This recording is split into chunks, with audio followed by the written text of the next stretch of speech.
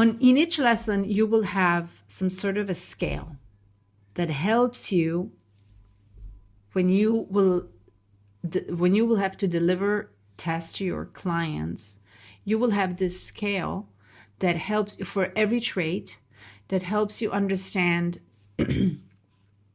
where this trait is located and how it presents itself in the life of your client. Okay, so with organizational vision, you see that we want to be above, because from 40 upwards, the person is consciously organized, and they own their own time, their own space, their own action plans, their own the deadlines and their vision. So we want to make sure that our client is in a 40 or above score. However, sometimes remember that this score, they may be naturally predisposed, but their score might be lower because they have compromises, because they're stretched thin, because they are in overwhelm.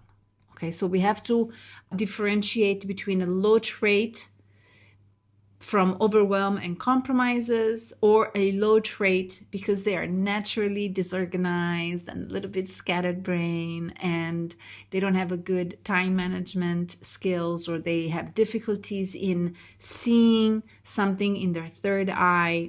We have to differentiate the low scores, whereas the high scores tend to be pretty much spot on.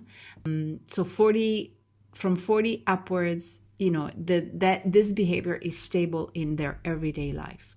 From 20, 30 downwards, we need to understand, is this due to the environment, or is this due because of how they are built? So we're never going to, or at least in my experience, it's really hard to get someone who is naturally not predisposed for excellent time management and excellent organizational skills.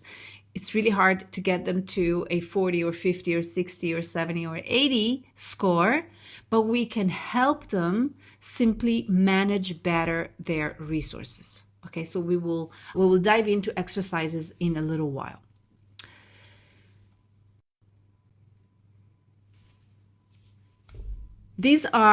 I know that all of you will probably have all sorts of a portfolio of exercises and little trainings that you probably naturally do, already do with your clients.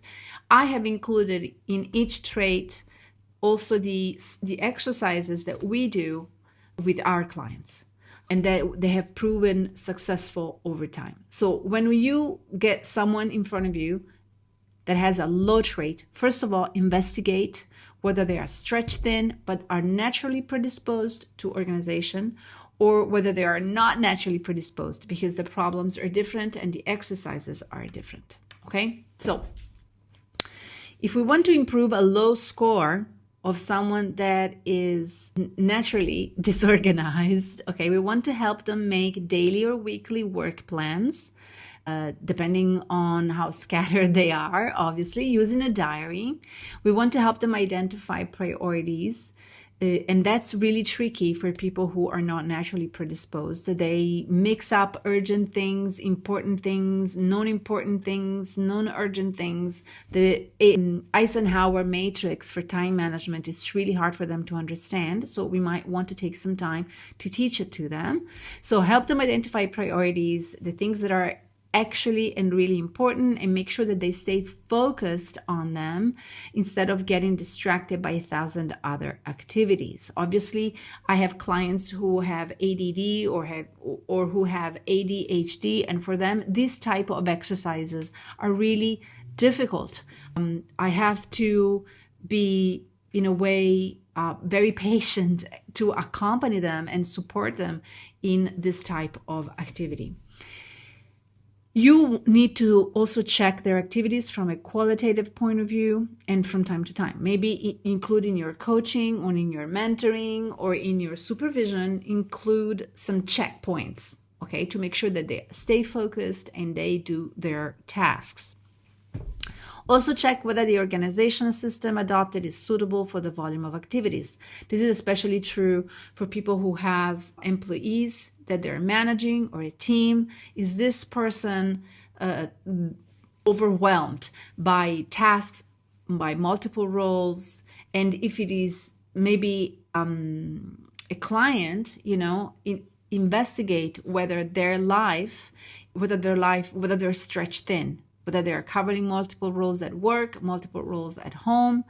Women tend to be stretched thin more than men for obvious reasons. And so we want to also check the system, the operating system in their environment.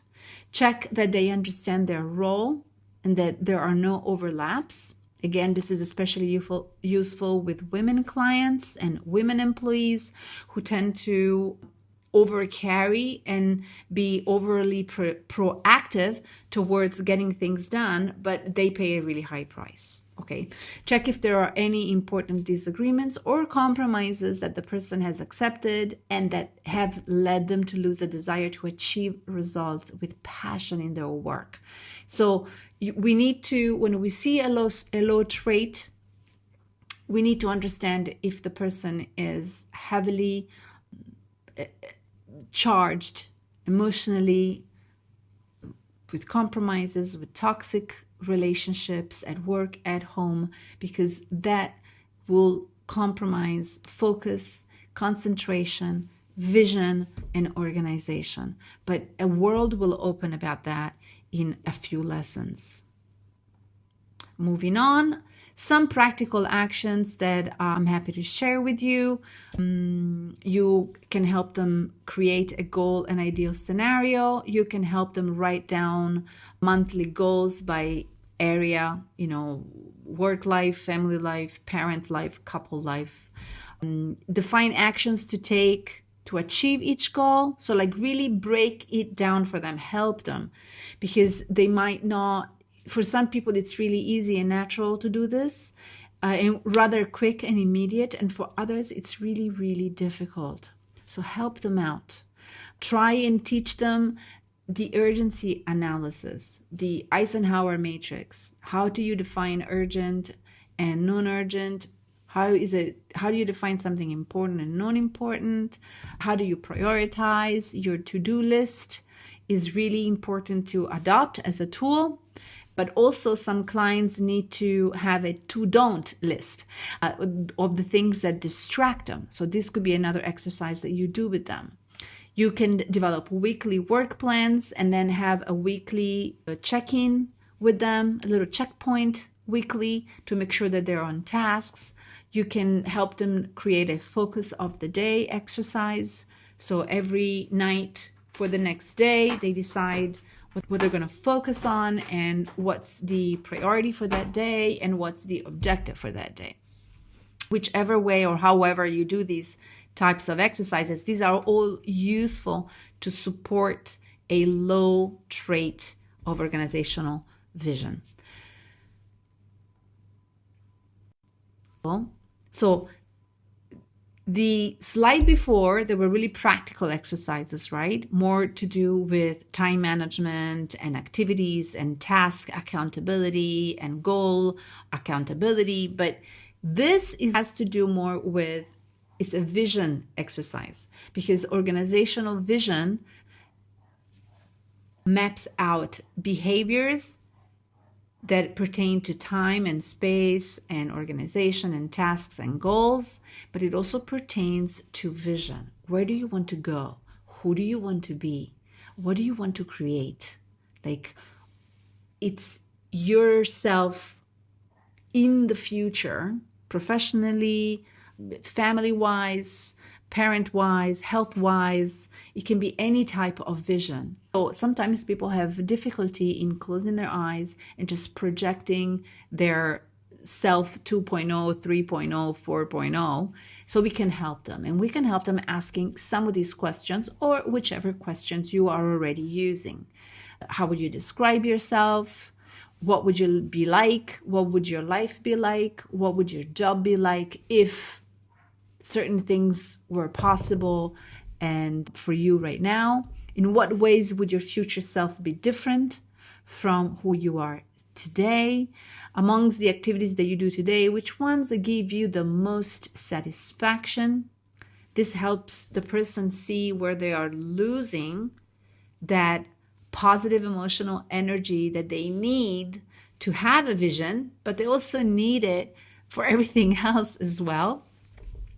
What activities or projects should you stop doing because they have no meaning for you or they drain you? Or maybe you can delegate them. If you need to do them, maybe there's someone else that can do them for you. And if you were to add new activities to the mix that give you more satisfaction, what would be the first one that you would add? So it's guiding and accompanying your client or your employee or your team member to see a version of a future that they love. Because sometimes I have encountered that for many people, this is really hard. They really do not know where they want to go and who they want to be. Doing this work with them is really important if they have a low trait, but it is also important in the delivery to make sure that even if they have a high trait, their vision is clear to them. So it's always worth asking a couple of questions to make sure that they have this under control.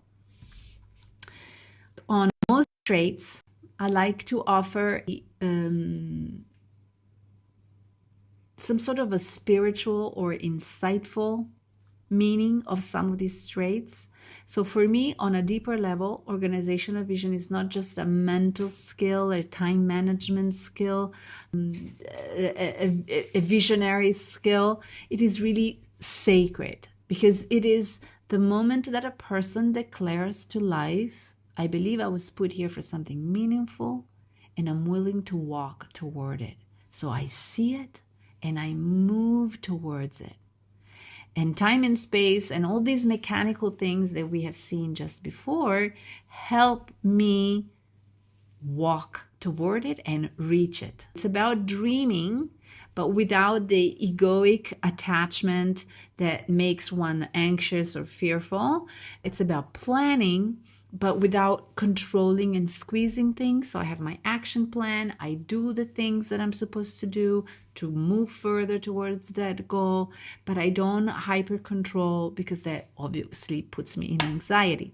It's about listening inward before we listen outward, because from the outside, people and things and phones and computers will always interfere with us. They will always distract us. They will always get in the way. So if I am tuned outwards, but I am not tuned inwards, it is hard for me to move forward towards my vision. It is hard for me to organize step by step to move towards my vision. When we strengthen organizational vision, we create lives that are not just productive, but they are purposeful. And your client stops chasing the next thing because they are finally connected to their own thing. It is extremely powerful. So see what you can gather from your test. Write notes. Let's discuss in our Q&A coming up. And I'll see you in the next lesson.